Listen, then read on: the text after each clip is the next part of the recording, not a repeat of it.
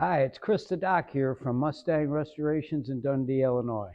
You know, as being the owner of the largest Mustang restoration shop on the planet for 45 years, I have a few stories to tell.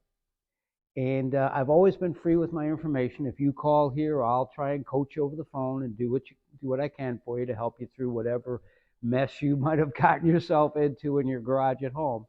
But I've always thought about it being that if you can hang a curtain rod, you probably can do most things to your old Mustang. You know, a half-inch wrench and a Phillips screwdriver take that whole car apart. So if somebody calls me up and they want some advice, I'm free to give it. So I got this one guy that calls me up and says, "Hey, I can't seem to get my car started." And I said, "What year Mustang you got?" "I got a 66 Mustang." I said, "All right." I said, "Open the hood." He goes, "Well, how do I do that?" And I said, well, that was kind of the first red flag there. I said, below the grill, there's a lever, just pull on it, open the hood. So he does that. I could hear him doing that on the other end of the phone. And he's like, all right. He goes, what do I do next? I said, well, take the air cleaner off. And he's like, air cleaner? And I thought to myself, yeah, this isn't going real well. I said, shut the hood. I said, let me call a truck. I'll get in here. Let's figure it out.